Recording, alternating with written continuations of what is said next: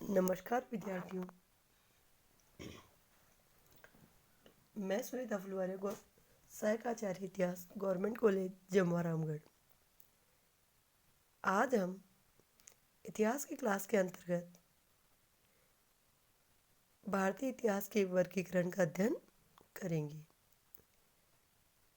विद्यार्थियों, आपको ज्ञात होगा कि इतिहास का तात्पर्य अतीत की घटनाओं का क्रमबद्ध अध्ययन। हम अतीत की घटनाओं का क्रमबद्ध अध्ययन करते हैं। क्रमबद्धता से तात्पर्य क्रमिकता से, एक के बाद एक। इस तरह हम पूरे इतिहास को मुख्य रूप से 3 भागों में रखकर अध्ययन करते हैं। सबसे आरंभिक जो कालखंड है वह प्रागैतिहासिक काल, इसके बाद आद्यैतिहासिक काल और इसके बाद ऐतिहासिक काल।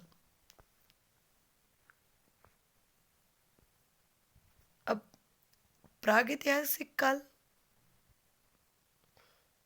को भी हम 3 भागों में बांटते हैं। पूरा पाषाण काल, मध्य पाषाण काल और नवपाषाण काल। यानी कि प्रागैतिहासिक काल की बात करें तो मुख्य रूप से 3 भागों में वर्गीकृत। प्रागैतिहासिक काल के बाद में जो दूसरा काल आता है वह आता है आद्य ऐतिहासिक काल। इस आद्य ऐतिहासिक काल के अंतर्गत हम इसके 2 उप विभाजन करते हैं, सिंधु सभ्यता काल और वैदिक सभ्यता काल।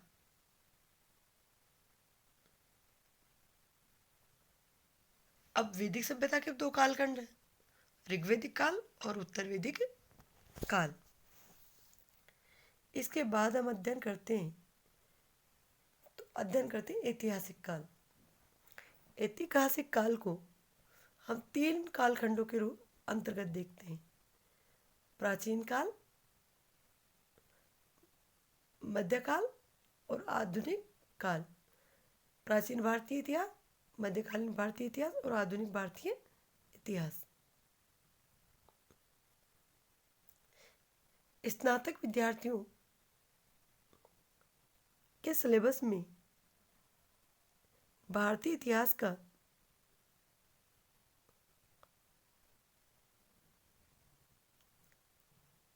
बीए प्रथम वर्ष के विद्यार्थियों के लिए प्राचीन भारत का इतिहास का अध्ययन है। वही राजस्थान यूनिवर्सिटी के द्वितीय वर्ष के विद्यार्थियों के लिए मध्यकालीन भारत के इतिहास का अध्ययन और फाइनल तृतीय वर्ष के अंतर्गत आधुनिक भारत के इतिहास का अध्ययन करते हैं। अब हम बात करते हैं कि इतिहास का प्रागैतिहासिक काल से क्या तात्पर्य है।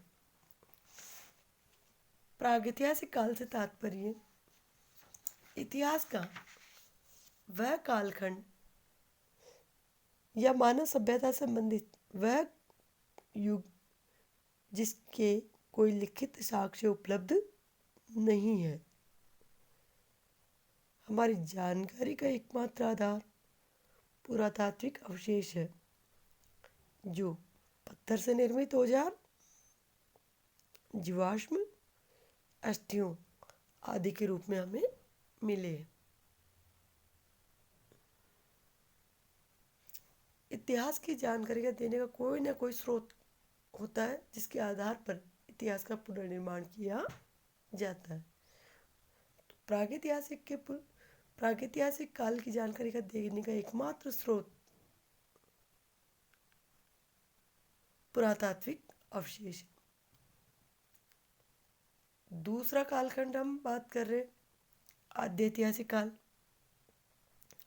आद्य ऐतिहासिक काल से तात्पर्य वह युग जिससे संबंधित लिखित साक्ष्य तो है पर जिन्हें पढ़ा नहीं जा सकता या जिनकी प्रमाणिकता अभी संदिग्ध है। अतः इसकी जानकारी के भी स्रोत पुरातात्विक सामग्री और लिखित वह साक्ष्य जो अभी तक पढ़े नहीं जा सके या जिनकी प्रमाणिकता संदिग्ध है। वे है ऐतिहासिक काल से तात्पर्य इतिहास का वह कालखंड जिससे हमें लिखित साहित्य प्राप्त होने लगता है। ब्राह्मण साहित्य के साथ साथ जैन बौद्ध साहित्य और विदेशी यात्रियों के विवरण भी पर्याप्त मात्रा से उपलब्ध होते हैं। अतः इस कालखंड की जानकारी देने के स्रोत पुरातात्विक साक्ष्य, साहित्यिक साक्ष्य और विदेशी यात्रियों के विवरण है। आदि ऐतिहासिक के अंतर्गत पुरातात्विक साक्ष्य और अपठित लिखित साक्ष्य और प्रागैतिहासिक काल की जानकारी के देने के स्रोत पुरातात्विक साक्ष्य। अब हम बात करते हैं प्रागैतिहासिक काल। प्रागैतिहासिक काल से तात्पर्य मानव सभ्यता या मानव विकास का वह कालखंड जिसका आरंभ मानव जीवन के आरंभ से लेकर 2500 ईसा पूर्व तक माना जाता है। अध्ययन की सुविधा के लिए इसे 3 वर्गों में वर्गीकृत किया गया है। पूरा पाषाण काल सबसे आरंभिक काल, यह मानव के आरंभ से लेकर 8000 ईसा पूर्व तक का काल है।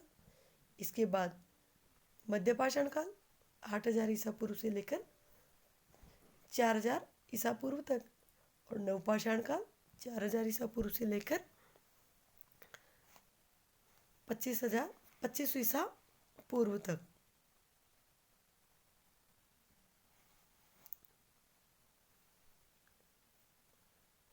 पूरा पाषाण काल में मनुष्य ने प्रकृति के साथ रहते हुए उसे अपने अनुकूल बनाने के लिए आग का आविष्कार किया। मध्य पाषाण काल में पशुपालन किया और नवपाषाण काल में कई नवीन आविष्कार हुए। पहिए का आविष्कार, कृषि प्रारंभ की, बस्तियां बसना प्रारंभ हुई, गर्तावास बनने प्रारंभ हुए और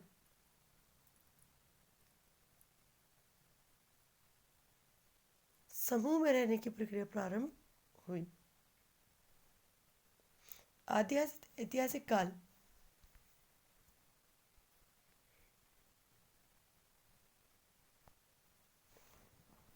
को हम 2 भागों में रखकर देखते हैं, सिंधु और वैदिक। सिंधु घाटी सभ्यता का हम विस्तृत अध्ययन करेंगे आगे। वैदिक सभ्यता की जानकारी हमें वैदिक साहित्य से होती है। वैदिक काल को हम 2 कालखंडों में रखकर अध्ययन करते हैं, पूर्व वैदिक काल, उत्तर वैदिक काल। पूर्व वैदिक काल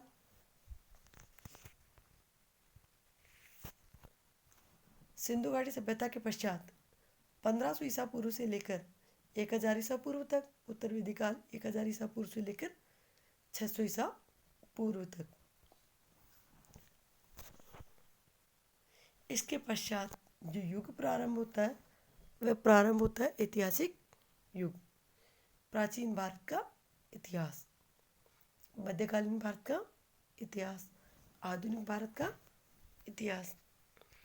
प्राचीन भारत के इतिहास के अंतर्गत हम ऐतिहासिक काल में जैन बौद्ध संप्रदाय का उदय या भारत में नवीन संप्रदायों का उदय, महाजनपदों का उदय, मौर्य साम्राज्य, मौर्योत्तर काल,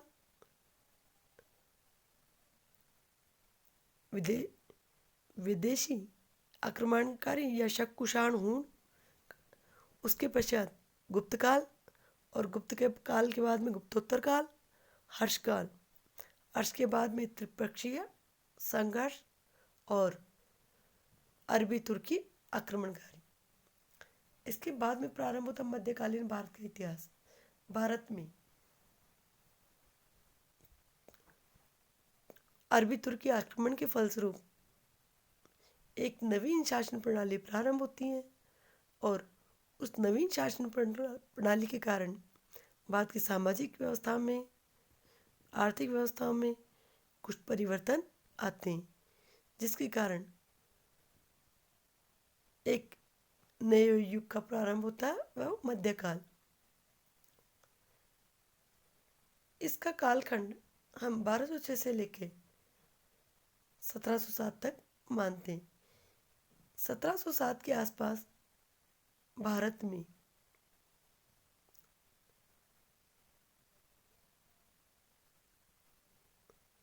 ईस्ट इंडिया कंपनी या अंग्रेजों का, जो भारत में 1600 ईस्वी के आसपास आ जाते हैं, धीरे धीरे ईस्ट इंडिया कंपनी पैर पसारना प्रारंभ करती है और भारत में एक नई शासन प्रणाली प्रारंभ होने लगती है और वह कालखंड आधुनिक भारत का इतिहास। इसमें हम ईस्ट इंडिया कंपनी का विभिन्न राज्यों से संघर्ष, उसके पश्चात भारत का स्वतंत्रता आंदोलन और स्वतंत्रता आंदोलन के पश्चात भारत में स्वतंत्रता की प्राप्ति और संविधान का निर्माण और संविधान का लागू होना, इन कालखंडों का अध्ययन करते हैं। आगे की क्लास में हम एक एक कालखंड का विस्तृत अध्ययन करेंगे। यह क्लास विद्यार्थियों आपके लिए लाभकारी सिद्ध होगी कि पूरे भारतीय इतिहास को हम किन किन कालखंडों में पढ़ते हैं। धन्यवाद।